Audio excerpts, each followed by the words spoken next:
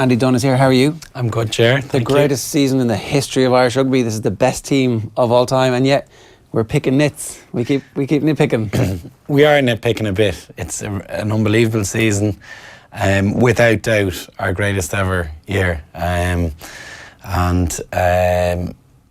nitpicking is potentially, it is legitimate on one ground only, that is the current style of play good enough to win a World Cup, and that's very nitpicky based on our history. But that's what we're supposed to be doing, right? Yeah. Like, there's no point in us having this ambition to win quarterfinals. But let's, even if you go back and say Argentina played the way against us, against whatever team we have now, and they still had that wide, and they were pegging it down the sides. Would this team beat that Argentina team? You know? I think this current team is a stronger side than the side that went out in 2015 and lost. The amount of work it takes for us to score is a worry. New Zealand were 21-14 up after 45 minutes against France. They'd scored 3 tries, but they'd been in the France 22 for about 3 minutes and 5 seconds, something like that. Yeah. So their economy in terms of how they use the ball, how clinical they are to finish, is very, very different, which means their energy levels are probably higher throughout the game. We're killing ourselves. Well, we're causing ourselves a huge amount of work in order to score, which is very difficult to defend, and nobody really had an answer to it. Do we have more injuries Nations than other teams because of it? I don't know in terms of the stats, but I would imagine we've got a bit more just physical pain in the week post the game than other sides do, potentially. There's a hell of a lot of combat, there's a lot of impact, there's a lot of guys running directly into contact, and a lot of guys having to clear out rucks that could be slow if they weren't very aggressive at the ruck. So those are issues that potentially 18 months out from a World Cup could be tricky, but then again, if the players are well managed and they get breaks, it could be just that our style is so difficult to contain. It's so difficult. You have to match us physically, and most teams are not doing that at the moment.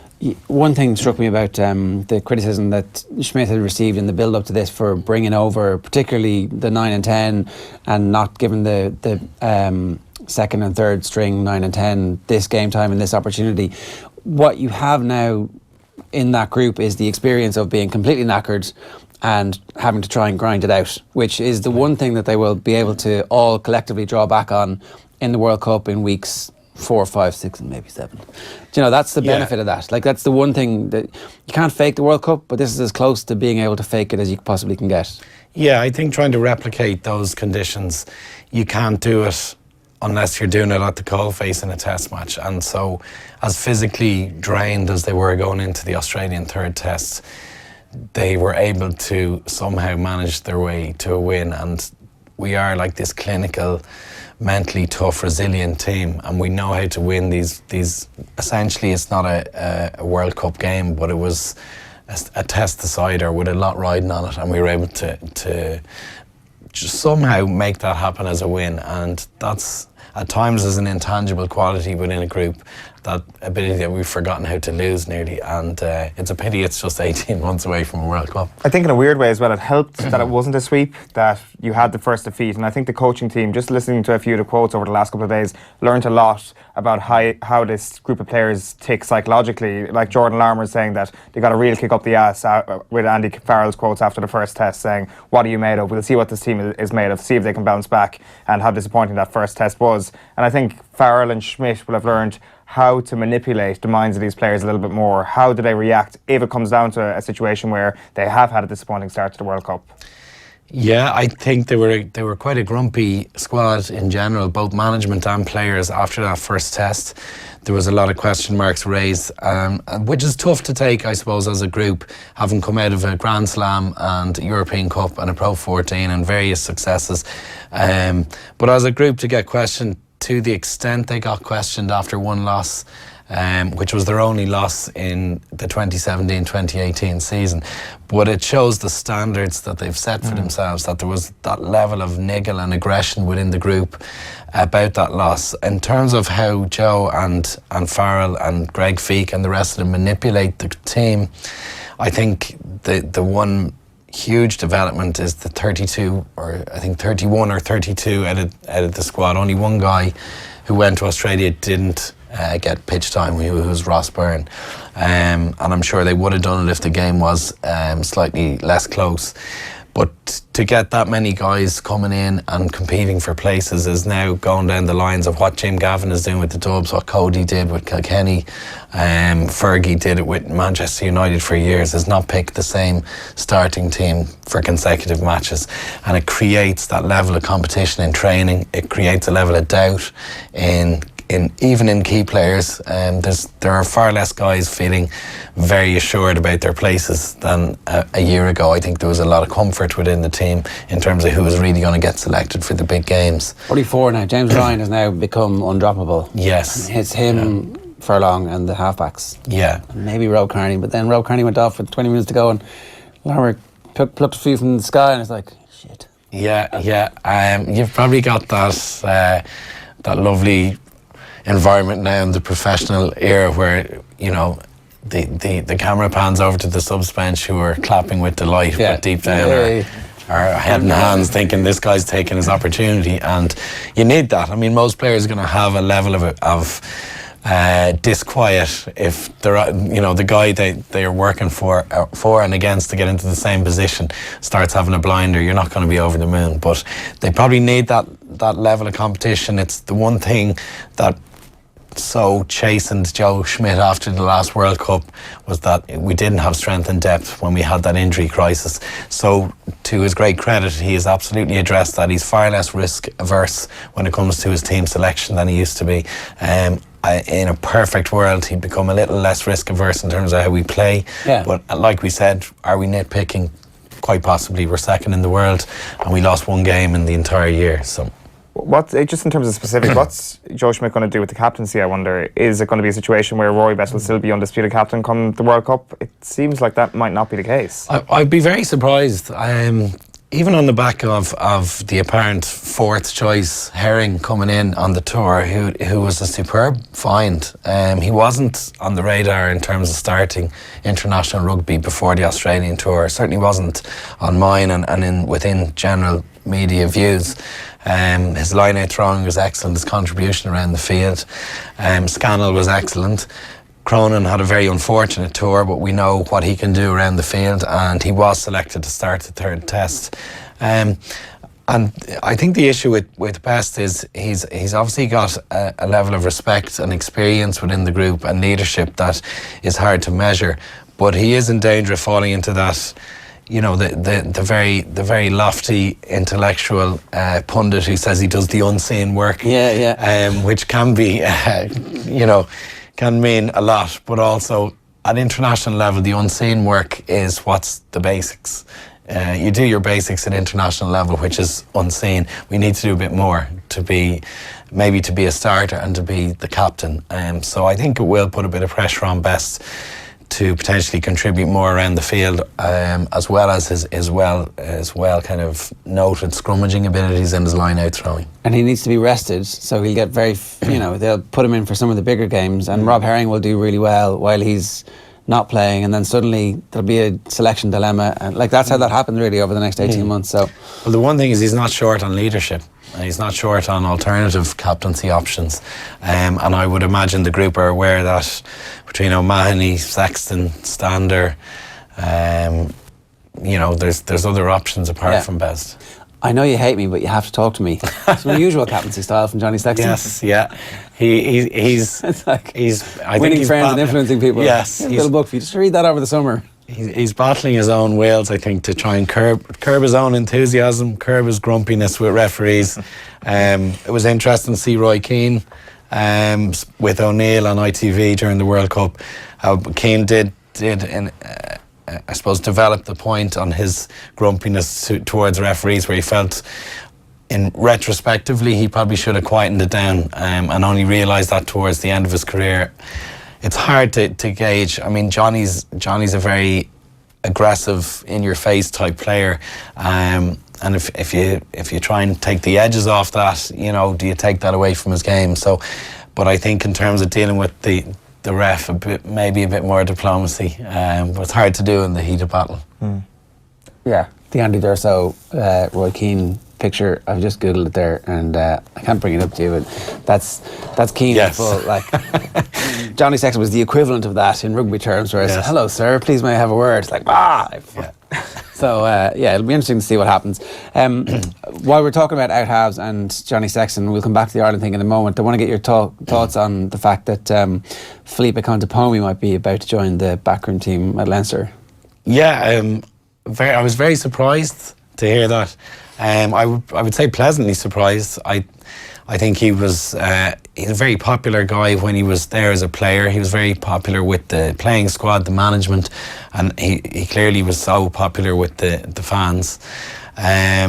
He's about as opposite as you can get to Gervin, who's been the coach for the last few years. Gervin is very strategic. He's he's straight down the middle, and Felipe, you wouldn't know what you're going to get as a player when you played alongside him. I can only speculate to what his coaching style is, but if it's anything like how he plays, which was so unpredictable, it might prove for pretty exciting here with the Leinster backline. Yeah, I hope they put him up for media every second week as well. Yeah, I'd imagine he'd be more refreshing than the usual sound bites you get. Yeah, because we were talking about it before the show. Like, he was kind of at the centrepiece of the Leinster-Munster rivalry before Leinster really were allowed to stand up for themselves and go, no, we have every right to be here. He was doing the thing to the Munster fans and saying that they lacked a bit of class at various stages.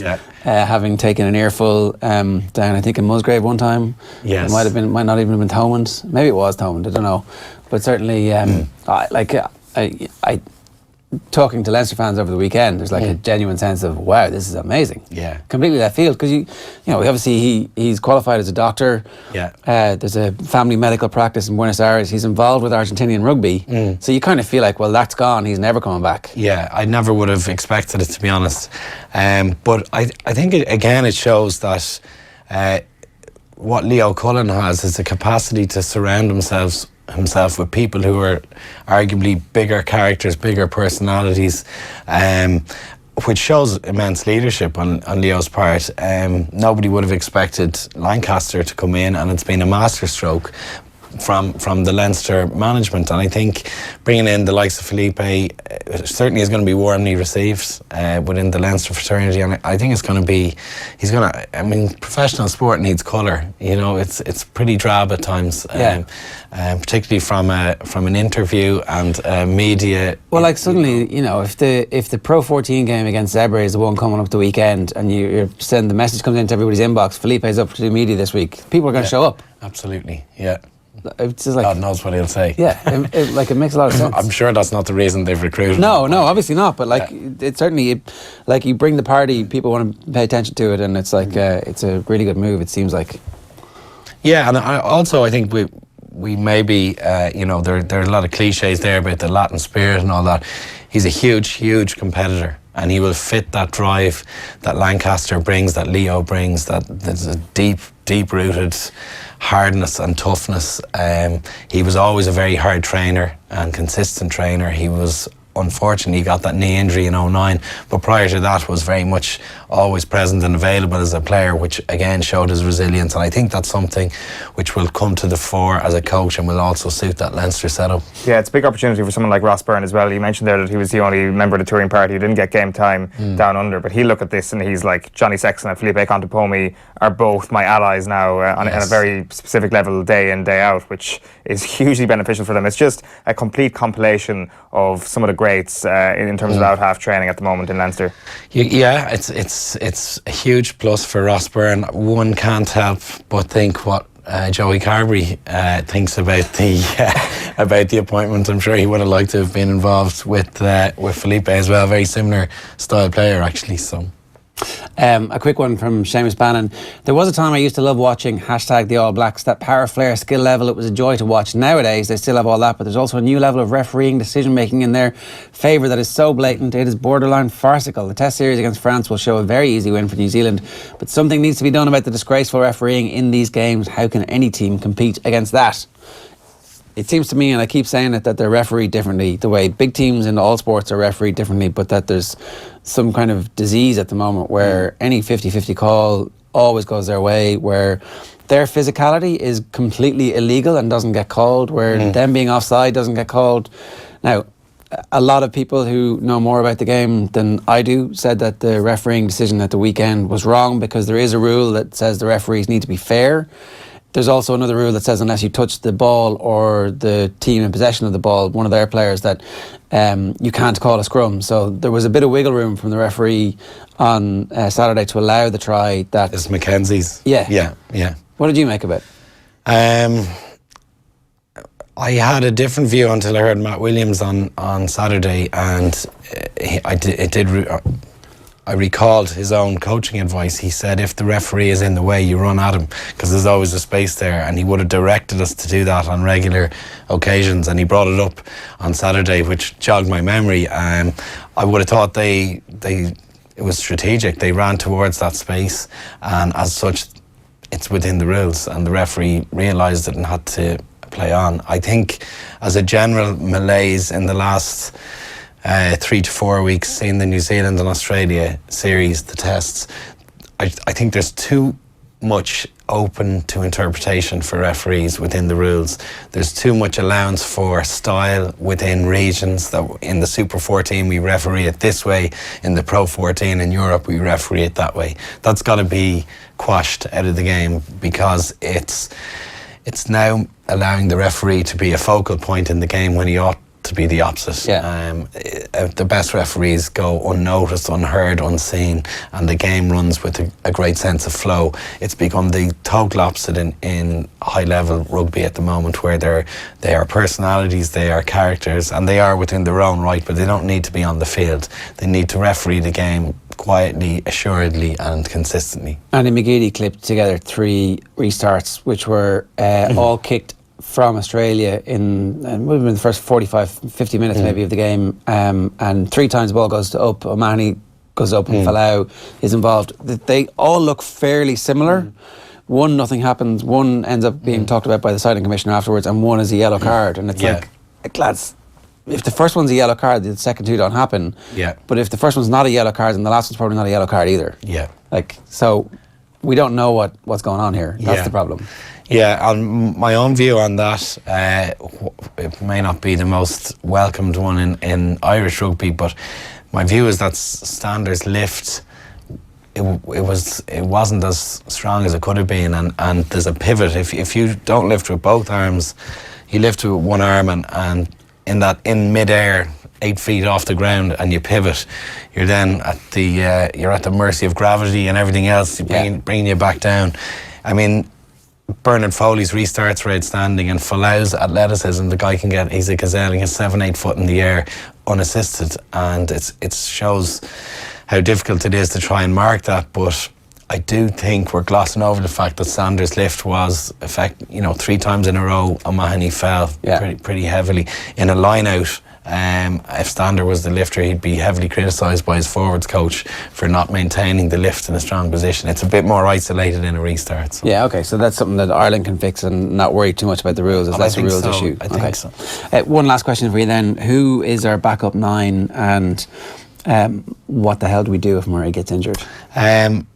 I'm fully convinced Luke McGrath is the second best scrum half in the country, but he wasn't on the tour. So it seems like Joe is the one who needs convincing more on that. I know obviously Luke had the ankle injury at the tail end of the European season and just didn't really get back to form. But in terms of his all-round contribution on the field, his running game, his box kicking and his defence are outstanding. It's his passing that's a little bit slower than Murray's, which is probably something we could take, given that the rest of his game is quite strong. I think a fit and hungry McGrath is currently our best second choice. Marmion